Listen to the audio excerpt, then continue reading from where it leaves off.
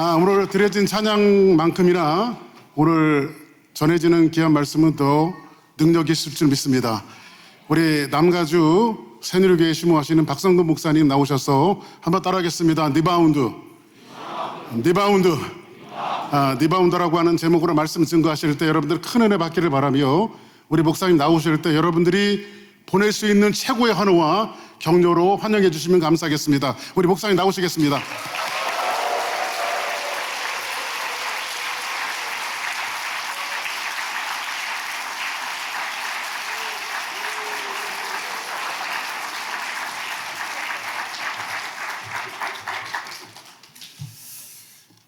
와 같기도 하고 우 같기도 한 그런 단어를 보내주셨습니다. 제 개인 생각 같아서는 찬양을 좀 더 들었으면 좋겠는데 앵콜 같은 건 없나요? 많은 분들이 원하실 것 같은데, 물론 말씀도 이런 게 필요하겠지만 너무너무 귀한 찬양, 가슴을 울리는 그런 찬양이었습니다. 이번에 제가 짧은 기간에 와서 제가 힐링을 많이 받는 것 같습니다. 총회에서 하는 모든 건 다 아름답네요. 찬양도 아름답고 음식도 아름답고 호텔도 아름답고 오신 모든 분들도 너무 아름답고, 시간마다 제가 은혜를 받고 마음이 새로워지는 그런 것을 느낍니다.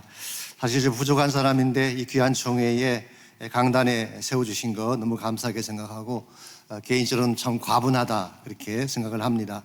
여기 서서 보니까 저보다 선배 목사님도 몇 분 계신 것 같고, 또 시대를 앞서가는 젊은 신세대 목사님도 많이 계시는데, 저 같은 9세대 인물이 말씀을 전한다고 하는 것이 조금은 부담이 됩니다. 제가 신학교에서 설교와 강의를 할 때, 제가 지금은 안 하지만 한 20여 년 동안 골든게이트에서 A장 패컬티로 제가 강의를 한 적이 있습니다. 첫 시간에 자주 인용하는 이야기가 하나 있습니다. 어떤 교회에서 건축을 했는데 건축이 끝나갈 무렵에 담임 목사님이 건축 담당하는 집사람을 부르다가 부탁을 했다고 합니다. 이번에 건축이 끝날 때 강대상을 제작을 할 때 좀 특별하게 제작을 해달라. 어떻게 할까요? 그랬더니 목사님이 설교하실 때 크게 강조할 때는 앞으로 쫙 나왔다가 조용하게 말씀하실 때는 뒤로 쑥 들어가는 그런 장치를 해달라 부탁을 했어요. 듣고 계신 집사님이 이왕 하는 김에 한 가지 장치를 더 하면 좋겠습니다. 목사님 설교가 너무 길어지든지 지루해지면 밑으로 툭 꺼지는 장치도 하게 달라고. 오늘 밤 이 강단이 꺼지는 그런 참사가 없기를 희망합니다만은, 사실 설교라고 하는 것은 참 부담스럽습니다. 뭐 강대상을 바꿔보고 장치를 바꿔보지만 그런다고 설교가 회복되는 것은 아니죠. 저는 지금 42년째 목회를 하고 있고, 그러다 보니까 42년째 설교를 하고 있는데요, 아직도 설교단에 올라오면 두렵습니다.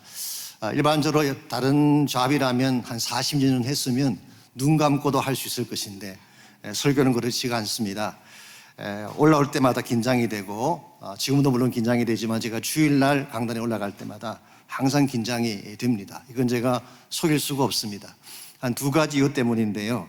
첫 번째는 하나님 말씀을 전하는 것이기 때문에, 제 개인적인 이야기나 세상 얘기하는 것이라면 자유롭게 할 수 있을 텐데, 이 하나님 말씀을 전한다고 하는 것에 대한 부담이 있습니다. 두 번째는 말씀은 잘 전하는데 그렇게 살지 못함에 대한 부담이 솔직히 저에게 있습니다. 제가 설교하는 만큼 실제로 그렇게 살 수 있다면 얼마나 좋겠습니까? 그러나 현실은 그렇지가 못합니다. 설교는 했는데 실제 생활에서 그렇게 살지 못하기 때문에 항상 말씀 앞에 서면 부담감이 찾아옵니다. 이번 총회 기간 동안에도 제가 말씀 전할 부탁을 받았을 때 사실 조금 부담이 되고 떨렸지만, 여러분 뵙고 싶은 마음으로, 또 여러분에게 혹시라도 많이 하나라도 도움이 될 수 있는 말씀이 있다면 같이 나누자, 그런 생각으로 왔습니다. 너무 기대는 하지 마십시오. 특별한 건 없습니다. 솔직히 말씀드려서 저는 기발하다고 하는 뭐가 없어요. 늘 하던 거, 여러분 다 아시는 것, 그저 평범하다 못해 반복적인 것을 지금도 하고 있는 그런 사람이기 때문에 너무 제 자신에게 기대하지 마시고 말씀을 통해서 은혜 받는 그런 시간이 됐으면 좋겠습니다. 저희가 한 10여 년 전에 미네소타 지역에 연합 집회를 인도로 갔더니 그 지역에 계신 목사님 한 분이 이런 재미있는 이야기를 해주셨어요. 미네소타에는 한 산부인과 병원에 그 대기실에서 웨이팅룸에 4명의 예비 아빠가 기다리고 있었습니다. 간호사가 나오더니 첫 번째 남자에게 축하합니다. You have a twin. 상동일 낳았습니다 라고 이야기했어요. 그랬더니 그분이 What a coincidence. 세상에 이런 우연의 일치가 어디 있습니까? I'm working at Minnesota Twins. 혹시 아시나요? 어제 메이저리그 중에 미네소타 트윈스가 있죠. 잠시 후에 간호사가 나타나더니 두 번째 남자에게 말합니다. You got a triple. 새 쌍둥이가 태어났습니다. 역시 그 남자가 wow, what a coincidence. 이런 우연이 어디 있는가. I'm working at 3M Corporation. 3자라고 하는 것과 태어난 아기의 숫자가 일치한 것입니다. 1시간 뒤에 간호사가 나오더니 세 번째 남자에게 이번에는 4명의 아이가 나왔습니다. 그러면서 물었어요. 설마 앞선 케이스처럼 이번에도 우연이라고 하는 그런 일이 일어나진 않겠죠. 그랬더니 그 남자가 퉁명스럽게 대답했습니다. 믿지 않으시겠지만 I'm working at Four Seasons Hotel이라고 이야기했어요. 역시 태어난 아기 숫자와 직장 이름이 일치한 것입니다. 듣고 있던 네 번째 남자가 얼굴이 새파래졌어요. 왜 그러냐? 어디서 일하는데 그러냐? 그랬더니 7-11에서 일을 하고 있다. 7 곱하기 11을 하면 도대체 몇 명이나 됩니까? 물론 이것은 미국 사람들이 만든 조직이긴 합니다만 숫자가 많다고 해서 모든 것은 아니죠. 물론 많은 숫자도 필요하긴 하지만 그들이 어떤 사람이냐가 더 중요합니다. 오늘날 교회가 숫자를 추구하고 숫자에 많은 관심사를 쏟고 있지만 숫자가 전부는 아니죠. 모여있는 사람들이 어떤 종류의 크리스찬인가가 더 중요하죠. 참 예수를 따르는 제자, 하나님 나라의 비전을 바로 알고 하나님 뜻을 향해 나아갈 수 있는 참된 지라들이 있어야지 이 험악한 시대를 극복하고 참된 차원의 열매를 맺을 수가 있는 것입니다. 아침에도 잠깐 말씀드렸지만 우리가 사는 시대가 참 어둡고 암담하기도 합니다. 많은 침체의 현실들을 우리가 부인할 수가 없습니다. 우리 앞에 다가오는 이 침체라고 하는 현실을 어떻게 핸들하냐에 따라서 여러분의 삶의 방향도 결정이 되고 맺게 될 열매도 달라지게 될 것입니다. 아시겠지만 매년 새해가 되면요, 한국의 김남도 교수라고 하는 분이 우리 서울대학교 교수님이셔 아프니까 청춘이라는 책으로 베스트셀러가 되신 분입니다. 그분이 꼭 한 권의 책을 출간을 하죠. 매년 연말이 되면 코리아 트렌드라고 하는 책을 출간을 합니다. 그리고 그 해의 띠와 관련해서 내용을 전개를 합니다. 2022년도에는 그때가 호랑이의 해였는데 블랙 타이거, 흑호의 해라고 불렀습니다. 그래서 그 책에서 던지는 화두가 타이거냐 캣이냐, 호랑이가 될 것이냐 고양이가 될 것인가, 그 화두를 가지고 책을 풀어갔습니다. 호랑이라고 하는 것은 겨울을 지나는 동안에 털갈이를 합니다. 겨울이 지난 후를 준비하는 것이죠. 그래서 그 다음 해가 돌아오면 마음껏 달리면서 사냥을 하기 위한 준비를 하는 것입니다. 근데 반면에 고양이는 겨울 내내 부뚜막에 웅크리고 앉아서 주인이 던져주는 음식이나 받아 먹으면서 편안하게 겨울을 보냅니다.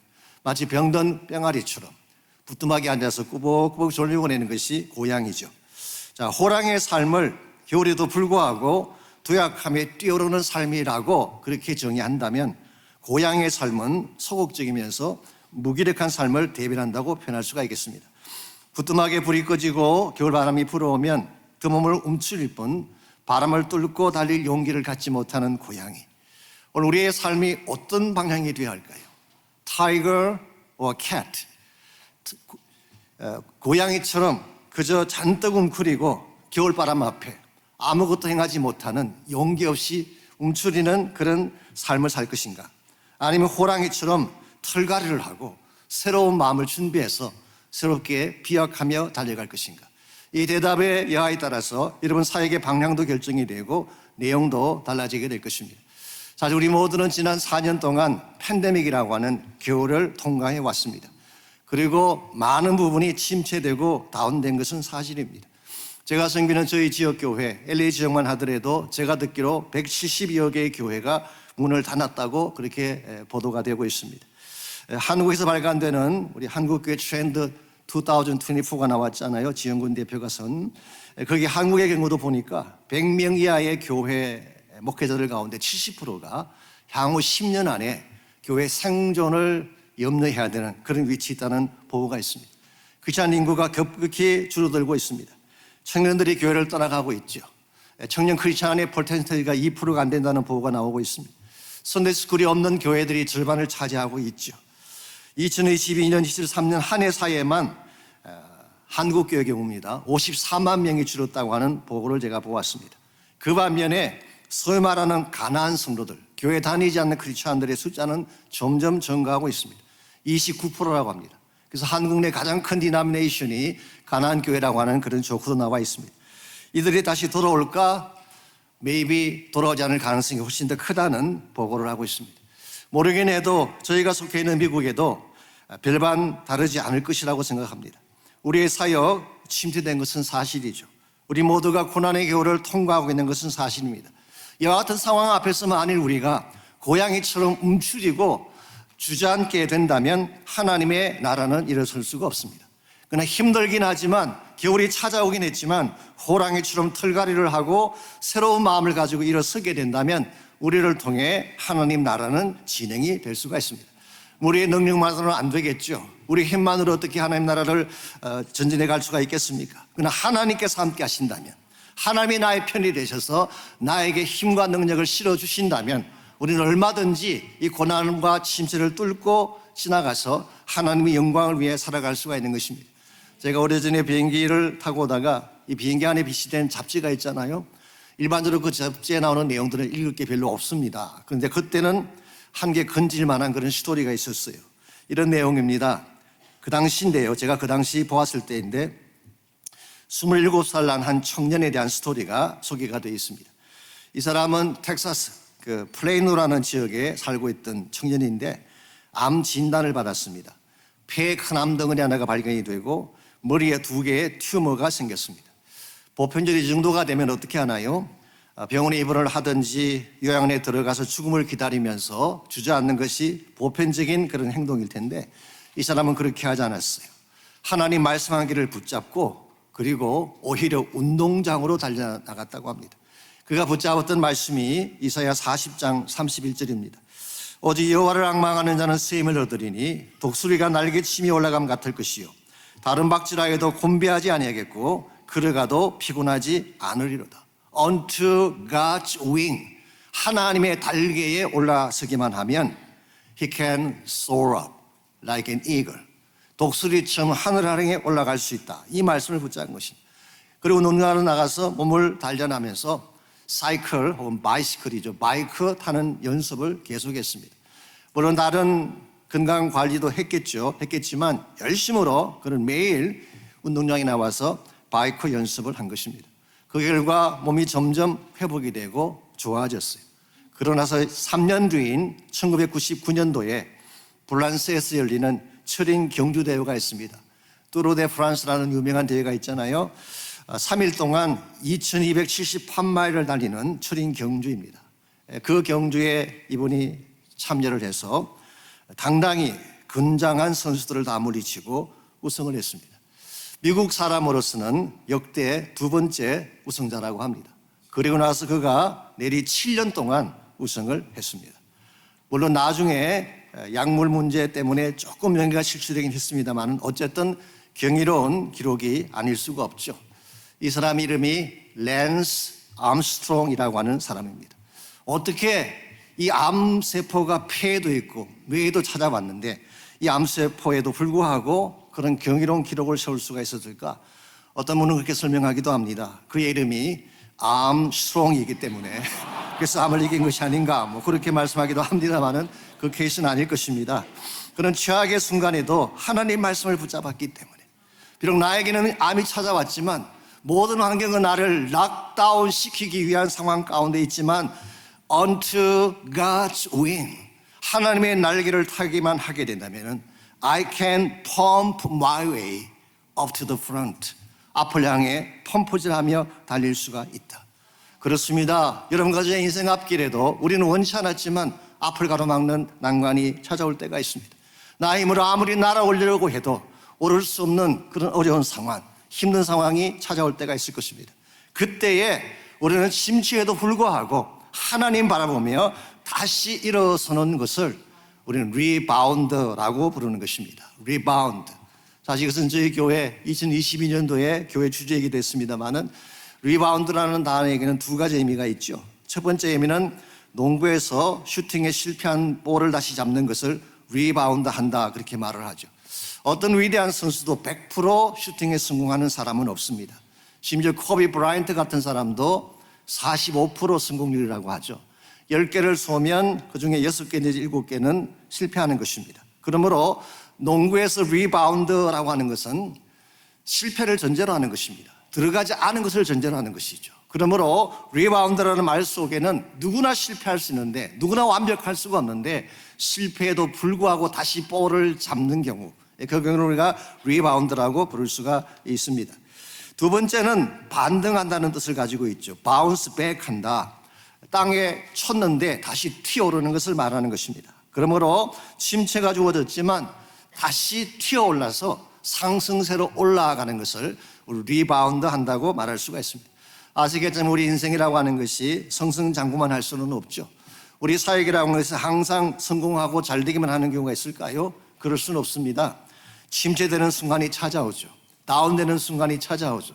심지어는 거의 바닥을 칠 정도로 힘든 순간이 우리에게 찾아옵니다. 그때 우리에게 필요한 정신이 뭐냐? 다운되었지만 다시 튀어오르는 거예요. 낙심했지만 거기서 멈추지 않고 다시 바운스 업 하는 것입니다. 그렇게 해서 하나님께서 우리에게 준비해 놓으신 새로운 비전을 향해 달려나가야지. 그래 여러분의 삶에도 열매가 있게 되고 하나님이 여러분을 통해 하나님의 비전과 꿈을 성취시켜 주시는 것입니다. 그러므로 오늘 밤 우리 모두가 함께 질문할 중요한 과제는 이것입니다. 어떻게 하면 침체된 목표 현장을 딛고 다시 일어나서 하나님께 주시는 새 비전을 향해 나아갈 수 있을지, 오늘 같이 봉독한 본문을 중심으로 이것을 함께 정리해 보려고 합니다. 오늘 같이 읽은 본문에 보시면은 패망한 유대 민족을 향하여 리바운드 할 것을 촉구하시는 하나님의 말씀이 기록되어 있습니다. 아신 대로 이사야라는 선지자는 주전 8세기경에 사역했던 선지자죠. 그 당시는 아수르가 팔레스타인과 근동 지역을 지배하고 있을 그런 때였습니다. 그러므로 쉽게 표현하면 아직 바벨론이 등장하기 전, 또 페르시아 제국이 등장하기 전입니다. 오늘 본문의 말씀을 읽어보게 되면 사실은 바벨론 포로에 대한 말씀을 듣고 있기 때문에 어떤 성경학자들은 이렇게 제안하기도 하죠. 이사야 1장부터 39장까지는 매입이 이사야가 썼는지 모르지만 40장부터 60장까지는 다른 사람이 썼을 것이다. 그래서 제2사야서에 대한 주장을 하기도 하지 않습니까? 저는 개인적으로 꼭 그럴 필요가 없다고 생각을 합니다. 왜냐하면 예언서라고 하는 것은 원래 미래의 일을 말하는 것이기 때문에, 앞일을 말하는 것이 예언서의 특징인데 바벨론 시대의 일을 말한다고 해서 이사야가 쓰지 않았다고 하는 것은 조금 앞뒤가 맞지 않죠. 심지어 우리 그 40장 이후를 보게 되면 특별히 우리 선지서입니다마는 마치 미래의 일이 이미 일어난 것처럼 과거 시제를 쓰는 경우가 있죠. 우리가 prophetic tense라고 그러는데요, 너무나 확실하기 때문에 과거 시제로 표현을 한 것뿐입니다. 그러므로 오늘 본문의 내용은 사실 바벨론 포로에 대한 내용을 적고 있는 것이긴 하지만, 그러나 이것은 하나님께서 장차 무엇인가를 계획하시고 이사야를 통해 하신 말씀이라고 볼 수가 있습니다. 역사적으로 조금 더 정리해 드리자면 북왕국 이스라엘은 주전 722년도에 아수르에게 멸망을 당했습니다. 남쪽 왕국인 유다는 약 135년 후인 주전 586년도에 바벨론에게 멸망을 당하게 되죠. 그 결과 포로로 끌려가서 약 70년 동안 세월을 보내게 됩니다. 북왕국인 10지파는 이미 아수르에게 멸망을 하고 혼혈이 되는 바람에 흩어진 족속들이 되고 말았고, 그나마 남아있던 유다 족속과 베냐민 족속 사람들은 포로가 되어서 이방 땅에 끌려갔습니다. 그들이 그렇도록 자랑했던 예루살렘 성은 파괴가 되었고, 시인들이 그렇게 영광스럽게 생각했던 성전마저 잿더미가 된 가운데서 자신들이 할 수 있는 일은 아무것도 없었습니다. 이런 상황 가운데서 그들이 할 수 있는 일이 뭐가 있겠어요? 새로운 나라에 대한 꿈을 갖는다? 불가능하죠. 미래에 대해서 계획을 세운다? 불가능하죠. 이와 같이 아무리 앞뒤를 살펴보아도 길이 보이지 않을 때 이와 같은 것들이 반복적으로 계속 진행이 되면 어떤 현상이 벌어지는 게 아십니까? 패배의식이 주어지게 됩니다. 체념의식이 주어지게 되는 것입니다. 저는 개인적으로 이게 더 위험하다고 생각합니다. 이를 해보기도 전에 포기하는 거예요. 아예 안 된다고 선포하는 것입니다. 해봐야 어떻게 가능하겠냐라고 생각하기 때문에 이를 시도하지도 아니하고 주저앉게 되는 케이스. 이건 오늘 본문에 기록된 유다 백성의 상황이었고 이들을 향한 메시지가 오늘 본문의 내용입니다. 이런 목사님들이 잘 아시는 예화 중에 태국에서 코끼리를 훈련하는 예화가 있잖아요. 거기가 아주 어릴 때에 그 코끼리를 쇠말뚝에 묶어둡니다. 쇠사슬을 넣어서 쇠말뚝에 묶어두게 되면 처음에 그것을 끊어버리려고 애를 쓰죠. 그런데 아무리 노력을 해도 그 어린 코끼리가 샤말뚝을 끊을 수가 없습니다. 시도하다가 나중에 어떤 현상이 벌어집니까? 포기하게 되죠. 그 다음에는 작은 말뚝, 새끼들도 묶고 놔도 그것을 끊지 못하는, 이게 사실 체념주의죠. 혹시 목회자 신자 여러분들 가운데 이와 같은 마음의 상태가 있다면 대단히 위험한 것입니다. 여기에 붙잡히게 되면 아무것도 할 수가 없는, 나는 안 돼, 지금까지 해봤는데 안 되잖아, I'm done, 내 모든 사역과 내 삶은 끝났어, 이렇게 선포하게 되면 우리가 할 수 있는 일이 아무것도 없습니다. 그러므로 혹시 마음 가운데 그런 생각이 들어온다면 그건 하나님이 주시는 생각이 아니에요. 사탄이 나에게 주는 엄성이에요. 하나님은 절대 그렇게 생각하지 않습니다. 우리는 우리 자신을 포기해도 하나님은 포기하지 않기 때문에, 우리는 우리 자신을 가치 없는 존재라고 생각을 해도 하나님은 여러분과 저를 가장 존귀한 보배로운 존재로 느끼고 계시기 때문에, 나의 힘으로는 이 모든 사슬을 끊을 수가 없지만 하나님께서 함께 하시면은 모든 사슬이 끊어질 수 있음을 믿기 때문에, 그래서 하나님께서 그들에게 들려주신 메시지가 이것입니다. 비록 지금은 너희가 터전이 무너지고, 비록 너희들이 지금 이방인의 손에 결박을 당하고, 비록 지금은 너희가 수치스러운 민족처럼 살아가고 있지만 I am not done with you. 나는 아직 끝장난 게 아니야. 아직 너희를 포기하지 않았어. 지금이라도 다시 시작하면 가능해. 이게 오늘 본문 말씀의 핵심입니다. 그래서 우리 읽지 않았지만 10절 말씀 보시면은 진노하여 너를 쳤지만 이제 은혜로 세울 것이다 말씀하셨고, 15절에 보시게 되면 전에는 버림받고 미움받는 백성이었지만 이제는 영원히 아름다운 민족이 될 것이라고 했고, 18절을 보시게 되면 전에는 황폐함과 파멸이 찾아왔지만 이제는 내 성벽을 구원이라 내 성문을 찬송이 되게 하리라 말씀하셨어요. 정리하면 너의 삶에서 은혜로, 상실에서 아름다움으로, 이제는 파멸에서 구원의 찬송으로 반등하게 될 것을 말씀하고 있는 것입니다. 이게 리바운드하는 거예요. 비록 침체했지만, 무너졌지만 하나님을 통하여서 다시 일어서게 되는 것. 오늘 여러분 가족의 삶도 마찬가지입니다. 사실은 사역을 하는 과정에서 실패를 경험하지 않는 분 한 분도 없을 거예요. 저도 마찬가지고 maybe 여러분들도 마찬가지일 것입니다. 제 개인의 사역 가운데도 어려운 상황들이 많았고 목회를 그만두어야 되겠다고 생각했던 지 한두 번 아닙니다. 분명히 다 있어요. 없는 사람이 어디 있겠어요. 그러나 중요한 것은 하나님이에요. 하나님이 끝났다고 할 때까지 끝난 거 아니에요. 하나님이 포기하실 때까지 절대로 우리 사역은 포기할 수가 없습니다. 하나님이 나를 도와주신다면 얼마든지 다시 시작할 수 있기 때문에. 아시겠지만 저희 교단에서 가장 오래된 신학교가 루이빌 켄터키에 있는 서던 베프티스트 세미나리죠. 이 학교는 오늘날 세계적인 명문학교가 되었고 가장 좋은 신학교 중에 하나가 됐습니다만은 제가 그 학교의 그 비하인드 스토리를 보니까 이런 아름다운 이야기가 있더라고요. 원래 이 학교는 오래된 학교입니다. 그리고 제법 많은 학생도 있고 교수들도 계시던 건 학교였는데요. 남북 전쟁이 터지면서 많은 학생들이 죽거나 흩어지고 교실은 이렇게 황폐한 폐허가 되는 그런 현상이 왔습니다. 1865년도에 남북전쟁이 끝이 나고 그해 가을에 다시 문을 열었는데요.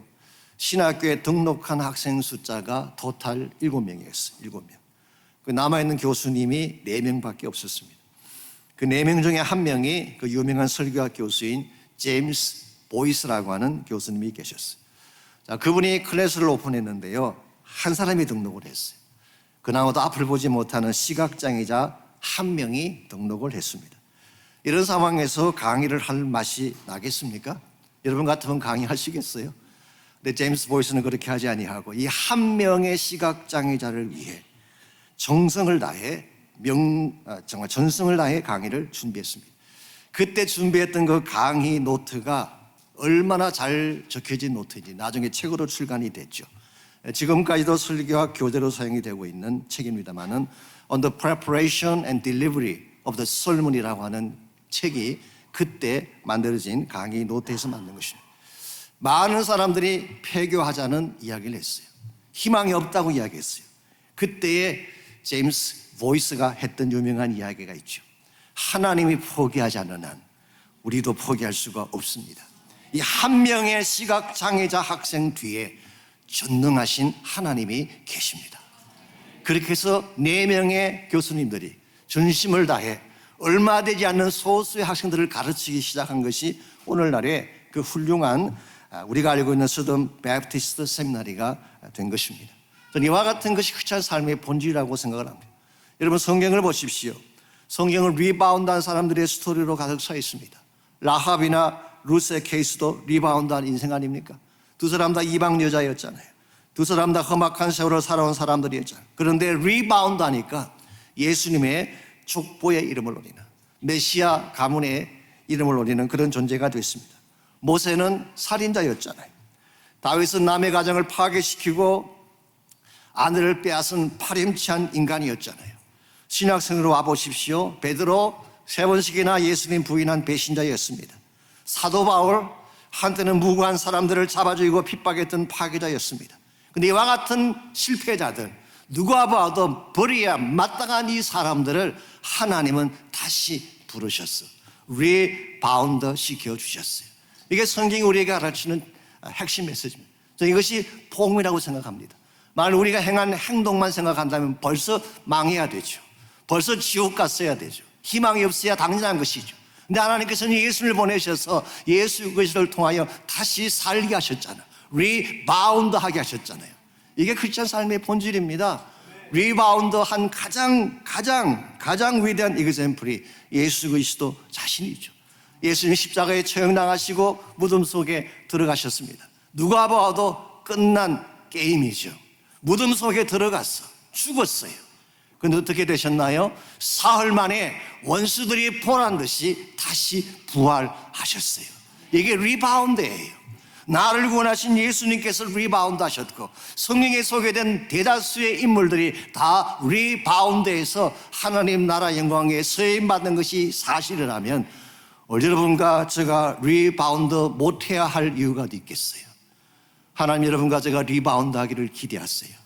아무리 힘들고 침체되고 어렵다고 말하지만 절대로 침체에 굴복하지 아니하고 다시 일어서서 하나님 부르심과 더 큰 차원의 비전을 향해 나아갈 것을 하나님은 기대하고 계십니다. 우리가 어떻게 하면 침체도 불구하고 그 침체 상황을 반등해서 다시 하나님 영광에 나아갈 수 있게 될지, 오늘 본문에 소개된 유다 백성의 케이스를 통하여서 리바운드 하는데 꼭 필요한 3가지 요소를 함께 나누려고 합니다.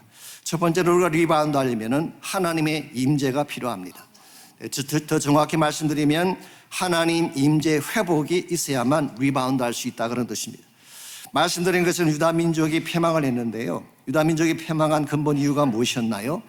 그들의 국력이 약해서 재력이 딸려서 유능한 인재가 없기 때문이었나요? 아닙니다. 하나님을 떠나갔기 때문이에요. 하나님을 떠나가서 다른 세상과 제국을 혹은 다른 우상을 섬겼기 때문에 그 민족이 패망하고 침체 가운데 빠지게 된 것입니다. 그래서 19절 20절을 보게 되면 하나님이 이렇게 권면하고 있습니다. 다시는 낮에 해가 내 빛이 되지 아니하며 달도 내게 빛을 비추지 않을 것이요 오직 여호와가 내게 영원한 빛이 되어 내 하나님이 내 영광이 되리니 다시는 내 해가 지지 아니하며 내 달이 물러가지 않을 것은 여호와가 내 영원한 빛이 되고 내 슬픔의 날이 끝날 것이라고 했어요. 이 말씀에 의하면은 더 이상 낮에 뜨는 태양이 또 밤에 뜨는 달을 의지할 필요가 없다 그랬어요. 왜냐하니까 하나님 자신이 그들의 빛이 될 것이기 때문에. 사실 여기에 표현된 태양이나 달이라고 하는 것은 세상 제국을 상징한다고 볼 수가 있어요. 세상에 밝고 빛난 영광을 상징한다고 볼 수가 있습니다. 태양은 영원하지 않습니다. 아침에 떴다가 저녁에 지는 거예요. 달도 마찬가지. 그러므로 세상의 권력, 세상의 영광이라고 하는 것은 항상 영원하지 않는 일시적인 떴다가 사라지는 것이 세상 영광의 특징이죠. 근데 하나님은 그렇지가 않습니다. 한 번 뜨면 영원히 지지 않는, 한 번 오시면 영원히 떠나가지 않는 영원한 생명의 빛이 되시기 때문에 이 하나님께로 돌아오기만 하면 우리의 삶이 회복되고 다시 힘을 얻게 될 것이다, 그런 말씀이에요. 우리가 침체를 벗어나기 위해서 외적인 것을 아무리 많이 단장을 하고 준비를 해도 그것이 우리 삶을 새롭게 만들지 않습니다. 우리 내면이 변해야 돼요. 즉 내면 속에 하나님을 만나는, 하나님을 더 깊이 만나는 체험이 주어질 때에 여러분과 제 삶이 회복될 수가 있는 것입니다. 사실 목회를 하다 보면요, 일에 밀려서 일 때문에 하나님 만나는 시간을 놓칠 때가 많이 있어요. 일하는 거 지금 하지 말자는 뜻 아닙니다. 우리가 사역을 해야 되고, 저 같은 경우도 일단 월요일이 시작되면 토요일까지 정신없이 진행이 되는데요. 일을 해야 되죠. 사역을 해야 되죠. 하지 말라는 것은 아닙니다. 근데 일에 너무 집중하는 나머지 하나님과의 관계성을 놓칠 때가 있어요. 하나님과의 만나서 보내는 시간보다 사역하는데 더 많은 시간을 투자하다 보니까 나도 모르는 가운데 점점 내 영성이 탈진해 가는 거예요. 그러다가 나중에 어떤 상황이 왔을 때 영적인 번아웃이 일어나게 되면 툴레실 때가 참 많이 있죠. 그러므로 여러분과 제가 조심해야 될 것 한 가지가 여기 있습니다. 아무리 바빠도 아무리 분주해도 하나님 만나는 것을 소홀히 하지 마십시오. 저는 그래서 개인적으로 예배가 참 중요하다고 생각을 합니다. 오늘 온라인 예배가 너무 유행하다 보니까 온라인이 대세라고 말씀하기도 하지만 저는 개인적으로 아직까지는 현장 예배가 필요하다고 생각해요.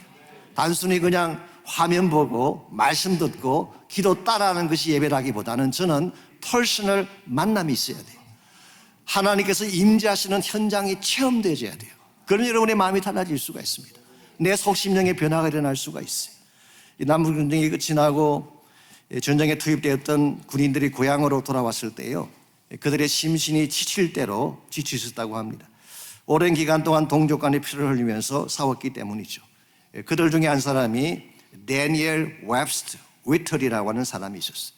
이 사람은 전쟁이 끝나고 자기 고향인 시카고로 돌아왔는데요, 전쟁하는 동안에 북군에 참전을 했는데 팔에 총상을 입고 초라한 모습으로 돌아왔습니다. 이 고향으로 돌아온 그는 너무너무 다운되어서 할 수 있는 것이 아무것도 없었대요. 한마디로 전쟁의 그 포화에 트라우마가 되어서 그 공포 속에 갇히게 된 것입니다. 이와 같이 어려운 가운데 있던 이 사람이 한 번은 D.L. 무디가 인도하는 집회에 참석을 하게 됐습니다. 그리고 예배 중에 무디가 전하는 복음의 말씀을 듣고 가슴이 뜨거워옴을 느끼기 시작했습니다. 그리고 자신도 모르게 가슴속에 엉그러진 것들이 터져나오기 시작하면서 통곡이 나오기 시작했어요. 오랫동안 쌓여있던 가슴속 아픔이 폭발해 나온 것입니다. 이것을 지켜보았던 D.L. 무디가 하던 예배를 스탑시키고 그 한 형제를 위해 큰 소리로 축복하며 기도하기 시작했습니다. 기도가 계속되는 동안에 하늘이 열리며 성령이 그 형제 가슴 속에 소낙비처럼 쏟아지기 시작했어요. 그는 지금까지 경험하지 못했던 하나님의 임재를 체험을 하고 이것이 계기가 되어서 그때부터 무디와 함께 복음 사역에 동참을 하게 됩니다. 이분이 무디와 함께 사역을 하면서 지었던 찬양이 참 많은데요, 그 중에 하나가 대표적인 것입니다는 There shall be the shower of blessing, 축복의 소낙비가 쏟아집니다 라고 하는 제목의 찬양이 있습니다. 한국교회에서는 이 찬양을 찬송가 183장인데요 이렇게 번역을 했습니다. 빈들의 마른 풀같이 시들은 나의 영혼, 주님의 약속한 성령 간절히 기다리네. 가물어 메마른 땅에 단비를 내리시듯 성령의 단비를 부어 새 생명 주옵소서. 메마른 나의 심령 가운데 어디를 찾아가 봐도 내 마음의 위로를 받을 수가 없는데 성령께서 내 마음속에 임재하셔서 성령의 샤워, the shower of blessing, 축복의 샤워를 풀르다는 그 찬양을 하나님께 드리고 이번에 사역의 열매가 아름답게 전개된 사실이 우리 기독교 역사에 남아 있습니다. 사랑하는 형제자매 여러분, 힘들수록 하나님께 나가시기 바랍니다. 어렵고 답답할수록 예배의 자리에 나가셔서 하나님 깊이 만나시고 하나님의 찬양하고 주의 보좌 앞에 나가셔서 회복받고 주의 음성 듣는 축복이 있기를 바랍니다. 두 번째로 이와 같이 하나님을 만난 후에는 하나님의 가꾸심이 필요해요. 하나님께서는 여러분과 저를 만나주시고 그리고 우리 삶의 뿌리를 그분 안에 내리게 하신 후에는 우리를 널추링합니다. 우리를 양육하시고 가꾸어 주시는 것입니다. 21절을 보겠습니다. 내 백성이 다 의롭게 되어 영원히 땅을 차지하리니 그들은 내가 심은 가지요 내가 손으로 만든 것으로서 나의 영광을 나타낼 것이다. 여기 보면 먼저 다 의롭게 된다고 했죠. 둘째는 영원히 땅을 차지한다고 했죠. 세 번째로 하나님이 그들을 심고 손으로 만드셔서 하나님 영광을 나타낼 것이라고 했습니다. 이 말씀은 물론 1차적으로는 역사적으로는 유대인들을 위한 말씀일 수 있습니다. 즉 바벨론 포로에서 귀환할 것을 예언한 것으로 말씀을 이해할 수가 있습니다. 그러나 궁극적으로는 메시아께서 오시면 하실 사역을 미리 예언한 것입니다. 다 어렵게 된다고 했는데 유대인들이 귀환한 후에 정말 다 어렵게 됐나요? 아니잖아요. 영원히 땅을 차지한다고 했는데 유대인들이 바빌론에서 귀환한 후에 정말 땅을 다 차지했나요? 아니잖아요. 귀환 후에도 여전히 페르시아 제국의 지배하에 있었고 헬라 제국 로마의 지배하에 있었습니다. 그러므로 오늘 본문에서 말씀하시는 의롭게 되고 영원히 땅을 차지하고 영원한 영광이 되겠다는 이 말씀은 예수님께서 오시면 이루어지게 될 사역을 예언한 것입니다. 즉 예수님께서 오셔서 하나님 나라를 세우게 되면 성취되게 될 미래를 미리 말씀해 주신 것입니다. 그런데 이 과정에서 중요한 대목이 있습니다. 하나님이 그의 백성을 이와 같이 하는 과정에서 어떻게 할 것이라고 했느냐? 그들은 내가 심은 가지요 내가 손으로 만든 것이라. 손으로 만든 것이라. They are work of my hands. 나의 손으로 빚어낸 작품이다, 그런 뜻이. 이것은 마치 농부가 나무를 심은 후에 그 손으로 가꾸듯이 하나님이 하나님 백성을 양육하고 가꾸어 갈 것을 말하는 것입니다. 하나님이 우리를 하나님 자녀로 부르신 후에 그냥 내버려 두시지 않습니다. 밤낮으로 돌보시며 가꾸시는 것입니다. 때로는 말씀을 통해 가꿔주시기도 하시고 때로는 성령을 통하여 우리를 가꿔주시기도 하시고 심지어 때로는 고난을 통해서 우리를 가꿔주시기도 합니다. 우리에게 불필요한 것들을 치기 위해서 잘못된 가지들을 쳐내기 위해 고난을 통해서 우리를 돌보시기도 하죠. 이와 같이 하나님의 돌보심이 우리와 함께하지 아니하면 우리가 건강한 크리스찬이 되고 바른 크리스찬이 되어서 하나님 영광을 위해 달려갈 수가 없습니다. 제가 몇 년 전에 유튜브에서 한국의 유명한 강사님 한 분의 영상을 보게 됐습니다. 정말 유명하신 분, 한국의 세바퀴에도 여러 번 출연을 했고 웃음을 가져오는 강사로도 유명하죠. 정말 재미있게 말씀을 잘하시는 분입니다. 여러분, 말씀만 잘하는 게 아니라 얼굴도 참 잘생겼어요. 그래서 아줌마들이 참 좋아하는 사람. 여기도 좋아하는 아줌마들이 계신 줄 압니다. 죄송합니다. 사모님을 아줌마라고 해서 죄송하긴 하지만 분명히 계실 거야. 이분 나오면 좋아하시는 분 계십니다. 그 영상을 찍을 당시에 그 당시에 이분이 11년째 강의를 하고 있었는데요. 처음 6년 동안은 정말 해피했대요. 사람들이 환호를 보내주고 박수를 보내주니까 정말 좋았대요. 그런데요, 7년 차부터 마음이 힘들어지기 시작한 것입니다. 웃음을 강의하는데 정작 자신의 삶은 너무나 힘들고 재미가 없었기 때문에 결국 이분이 우울증 증세를 나타내기 시작을 합니다. 여러분, 어떤 사람이 우울증에 걸린지 아십니까? 어설프게 착한 사람이 우울증에 걸린대요. 며느리 중에도요, 시어머니에게 말대꾸하고 대드는 며느리는 절대 우울증 안 걸립니다. 더 건강하게 밥 잘 잡수시고 씩씩하게 사시죠. 그런데 힘겹게 살면서 아프다고 말하지 않고 불편한 것이 있어도 그것을 감추며 사는 사람, 이 어설프게 착한 사람들이 우울증에 많이 걸린다고 합니다. 교회 사역도 비슷하죠. 대놓고 부딪히면 교인들이 함부로 못하는데 할 말 하지 못하고 눈물을 감추며 살다 보니까 우울증에 걸리는 그런 케이스가 생기게 되죠. 이분이 그렇게 우울증이 찾아왔어요. 그래서 어떻게 하면 이것을 해결할 수가 있을까? 정말 마음은 우울해지고 마음은 힘들어지고 할 수 있는 길은 없고, 사실 나중에 이분이 자살 충동까지 가게 됐을 때에 우연한 신부님을 만나게 되면서 신부님과 상담을 하게 됐습니다. 90세 넘은 노 신부님인데요. 어떻게 하면 이 문제를 해결할 수 있을까 물었더니 그분이 이렇게 제안하셨어요. 불란서로 가서 수도원에 들어가서 침묵을 배우고 라는 것입니다. 그때 이분이 반문한 게, 아니, 제가 말로 먹고 사는 사람인데 침묵을 배우라니요. 더구나 불란서, 프렌치는 한 글자도 못하는데 불란서로 가라니 이게 무슨 말입니까? 신부님이 말씀하시기를, 그러니까 불란서로 가면 침묵이 된다니까. 프렌치를 못하니까 침묵할 수밖에 없지 한마디도 할 수가 없으니까 말이죠. 그래서 이분이 수도원에 들어가서 6년 만에 처음으로 2주간 휴가를 내어서 불란서에 있는 수도원에 들어갔습니다. 6년 동안 쉬지 않고 앞만 보고 달려오다가 처음으로 브레이크를 가진 것입니다. 그곳에서 매일 혼자 걸으면서 기도하는 중에 오늘 가심 속에 들려온 음성이 있었다고 합니다. 여기까지 먼 길을 왔구나. 영어로 You have come a long way. 먼 길을 너가 달려왔구나. 저는 여기 한 단어를 더 붙이고 싶더라고요. You have come a long way alone. 너 혼자 이 먼 길을 달려왔구나. 이 말을 듣는 순간 콱 하며 눈물이 쏟아지기 시작했습니다. 앞만 보고 달려왔던 그 시간들이 사실은 힘들었던 것이죠. 말은 하지 않았지만 홀로 발버둥 치던 그 시간들이 너무나 외로웠던 것입니다.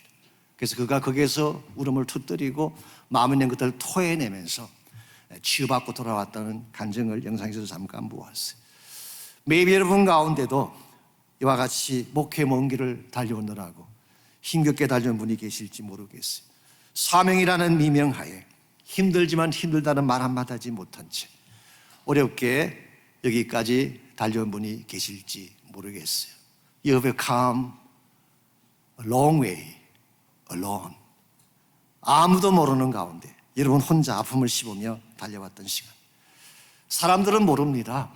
사실은 성도님들도 다 모릅니다. 우리 목회자만이 겪는 아픔의 밤을 어떻게 다 이해할 수 있겠어요? 그들에게 나의 속심령을 다 토해낼 수가 있겠습니까? 그런데 하나님은 아십니다.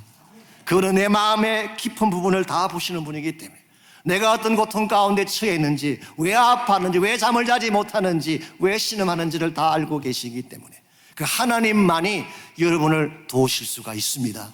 그 하나님이 나를 품어주시면, 나를 안아주시면, 다시 하나님 말씀으로 나를 레이즈 업 해주시면 다시 일어날 수 있는 거예요.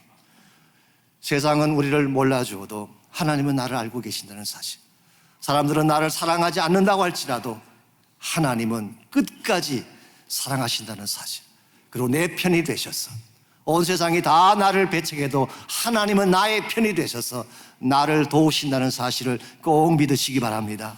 그때 여러분이 힘을 낼 수 있는 거예요. 고독해도 고독하지 않을 수가 있는 것입니다. 버림받아도 낙심하지 아니하고 다시 일어설 수가 있는 것입니다. 이와 같이 우리가 침체된 가운데서 다시 일어서기를 정말 원한다면 1차적으로는 하나님의 임재 앞에 나가야 됩니다. 하나님과 만나야 돼요. 두 번째는 하나님 안에서 그분의 말씀과 사랑으로 양육받으셔야 됩니다. 그분의 위로가 필요하고 그분의 도우심이 필요하죠. 마지막 세 번째로 우리가 침체를 듣고 리바운드 하려면 하나님의 이루심이 필요합니다. 하나님 나라라고 하는 것은 우리의 힘과 전략만으로 절대 이룰 수가 없습니다. 하나님 나라를 성취하는 분은 오직 하나님 자신이죠. 22절을 보겠습니다. 22절을 보면은 하나님의 나라가 어떻게 이루어질지가 잘 나와 있습니다. 그 작은 자가 1000명을 이루겠고 그 약한 자가 강국을 이룰 것이다. 때가 되면 나 여호와가 속히 이루리라. 여기 보시면은 작은 자가 나오는데요. 이 작은 자는 물론 앞에서 설명드린 하나님이 심히 쓰고 양육한 사람들을 말하죠. 근데 작다는 이 표현 속에는 상대적으로 세상의 다수에 비하면 작다는 소수라는 의미가 담겨져 있습니다. 그리고 약한 자라는 표현을 보게 되면 세상의 강한 자들에 비교하면은 보잘것없는 존재다, 그렇게 표현할 수도 있을 것입니다. 그런데 하나님은 이 작은 자들을 통해서 천을 이루신대요. 이게 소위 말하는 부흥배가죠. 우리 지난 밤에 우리 목사님 설교 중에 멀티플리케이션, 초대교회의 부흥의 역사는 에딩이 아닙니다. 멀티플라이 한 거예요. 배가 한 것입니다. 배가 한 것입니다. 그런데 이와 같은 하나님 나라의 멀티플리케이션, 한 사람이 천이 되는 이 놀라운 역사가 어떻게 이루어진다는 것일까요? 사실 우리가 오늘 본문만 보게 되면 그 그림이 떠오르지가 않아요. 어떻게 작은 자가 천을 이루고 약한 자들이 이와 같은 영광된 나라를 이룰 수가 있을까? 사실은 납득이 가지가 않습니다. 그런데요, 사도행전서를 가보게 되면 우리 말씀의 성취를 직접 읽어볼 수가 있습니다. 사도행전서 2장에 보게 되면 베드로가, 아시는 대로 베드로는 작은 자였죠. 어부 출신이었습니다. 많이 공부를 하거나 배운 사람도 아니었고 권력자도 아니었어요. 그래도 불구하고 베드로가 설교했을 때에 한 번에 3,000명이 회개하고 주님께로 돌아왔습니다. 4장 4절에 보게 되면 5,000명이 돌아왔다고 했고 5장 14절에서는 얼마나 숫자가 더 많았는지 큰 무리가 주께로 돌아왔다, Great multitudes 라고 했고 6장 7절에서는 더 심히 많아지고 Greatly multiplied 라고 했습니다. 아마도 그 당시 모였던 이 숫자적인 증가를 생각한다면은 수만 명에 해당하는 엄청난 사람들이 예수 그리스도께로 돌아왔을 것입니다. 어떻게 연약한 그 제자들을 통하여서, 배우지도 못한 무식한 그 사람들을 통하여서, 세상의 권세나 권력이나 디그리를 가지지 아니한 그 제자들을 통하여서 이와 같이 막강한 역사들이 일어나는 것이 가능했을까요? 그 근본 원인이 오늘 본문 속에 나와 있습니다. 때가 되면 나 여호와가 속히 이루리라. 우리가 성경을 그냥 보게 되면 사람이 무엇인가를 행한 스토리처럼 보이지만 아닙니다. 사람은 도구일 뿐이에요. 이 시대도 마찬가지입니다. 큰 교회 메가철치 많이 있지만 사람이 하는 것이 아닙니다. 하나님이 하신 거예요. 하나님이 하신 것이기 때문에 하나님께 맡겨야 돼요. 오늘 본문 말씀에 의하면 너희들은 아직 작은 자이지만, 연약한 존재에 불과하지만, 바벨론 제국에 비교하면, 페르시아 제국에 비교하면, 그릭 엠파이어에 비교하면 You are nothing. 아무것도 아니지만 내가 때가 되면 이룩하리라. 하나님이 하나님 나라를 세울 것을 오늘 본문을 통해 말씀하고 계십니다. 여기서 주의해야 될 것은 때가 되면 속히 이룬다는 표현이죠. 얼핏 보게 되면 좀 앞뒤가 안 맞습니다. 속히라는 말, 속히는 빨리 한다 그런 뜻이죠. 속히, 우리 quickly, immediately 그런 의미를 가지고 있습니다. 그런데 때가 되면 속히 이루리라 말씀하고 있어요. 킹 제임스 버전에서는 이것을 in his time이라고 번역했어요. 즉 하나님의 때가 되면 하나님이 속히 성취하신다는 거예요. 여기 우리가 붙잡아야 될 중요한 원리가 있습니다. 내가 노력하고 애쓴다고 해서 꼭 부흥이 일어나는 건 아니에요. 좋은 프로그램을 도입한다고 해서 꼭 부흥이 일어나는 것도 아닙니다. 때가 되면 하나님께서 이루시는 거예요. 그러므로 우리에게는 인내가 필요하고 기다림이 필요해요. 하나님의 타이밍이 필요합니다. 나의 타이밍이 아니라 하나님의 때에 In His time He will accomplish. 그분이 성취하고 이루신다는 거예요. 그러므로 우리 자신을 돌아보게 되면 아직도 자신감이 없습니다. 나 자신을 돌아보게 되면 이 목회라는 현장이 너무 버겁게만 느껴지고 힘겹게만 느껴질 때가 많을 거예요. 근데 내 뒤에는 누가 계시나요? 천지를 창조하시고 온 우주를 다스리시며 하나님의 계획에 따라 지금도 하나님의 계획을 성취해 가시는, 하나님 나라의 비전을 만들어 가시는 전능하신 하나님이 계십니다. 이 하나님을 붙잡을 때에, 이 하나님의 능력 앞에 나아가 그분을 붙들 때에 여러분의 인생은 극대화되어질 수가 있고 어떤 침체에서도 다시 일어설 수 있게 되는 것입니다. 제가 오래전에 그 코스타라고 하는 모임이 있죠. 우리 시카고 휘튼 칼리지에서 매년 모이던 유명한 모임. 우리 뒤에 이철 목사님 계신데 그때 이동훈 목사님들을 초청해 주셔가지고 한번 가서 말씀을 전했던 기회가 있습니다. 그때 같이 오셨던 강사님 중에 한 분이 한국의 교수님인데 이런 간증을 그분이 나와서 하셨어요. 이분이 어떤 분이냐고 하면은 유수한 대학교 법대를 나오셨습니다. 그리고 사법고시에 합격을 해서 검사가 되신 분이에요. 그런데 검사직을 사임을 하고 미국으로 유학을 왔습니다. 그리고 코넬 대학교 법과대학에 들어가서 박사학위를 마치고 다시 한국에 나아가서 국립대학교에서 법대 교수를 하고 있는 그런 분. 이 정도면 제법 괜찮은 분 아닌가요? 이 정도로 레주메면 괜찮죠. 제법 잘 나가시는 분이죠. 근데 이분이 어떻게 이렇게 승화하게 되었는가를 소개를 하는데 그 이유를 이렇게 간증을 해 주셨어요. 중학교 2학년 때 연극을 했는데 그 제목이 다윗과 골리앗이었습니다. 본인이 다윗의 역할을 맡게 되고 덩치가 큰 친구가 골리앗의 역할을 맡게 됐어요. 연극이 시작되면요, 스펀지로 만든 돌멩이를 던져서 골리앗이 이마에 명중을 시켜야 되는 것입니다. 한 가지 문제가 있어요. 이거는 운동신경이 워낙 없어가지고 스포츠라고는 해본 적이 없어. 그래서 아무리 연습을 해도 이 돌멩이가 똑바로 가지 않는 것입니다. 아무리 연습을 해도. 연극을 해야 될 시간은 다가오고 자기 능력으로는 골리앗을 맞힐 힘이 없고 그래서 고민을 하다가 연극이 시작되기 직전에 자기 친구에게 부탁을 했습니다. 내가 아무리 연습을 해도 안 되니까 한 가지 부탁을 하자. 내가 어디로 볼을 던지든 상관하지 말고 무조건 넘어져라. 너 쪽으로 오든 오지 않든 무조건 쓰러져라. 관객들은 멀리서 보기 때문에 모를 것이다. 그렇게 약속을 하고 올라갔어요. 그리고 연극의 막이 시작하고 이제 스펀지로 만든 볼을 빙빙 돌려가지고 탁 던졌는데요. 놀랍게도 골리앗이 이마에 탁 가서 명중한 것입니다. 신비로운 일이 아닐 수가 없어요. 그 순간 이분이 크게 깨달은 것이 하나 있다고 고백을 했습니다. 지금까지 자신은 성경을 볼 때마다 다윗이 평소에 물맷돌 던지는 연습을 많이 했기 때문에 골리앗을 이긴 것이다. 본인도 그렇게 생각했고 그렇게 설교하는 말씀도 많이 들었는데 그때 그게 아니라는 해답을 얻게 됐다는 것입니다. 하나님이 작정하시면 누가 던져도 맞히시다는 사실을 깨달은 거예요. 다윗이기 때문이 아니라 연습을 많이 했기 때문이 아니라 하나님이 작정하시면 누가 던져도 골리앗이 말을 맞출 수 있다는 거예요.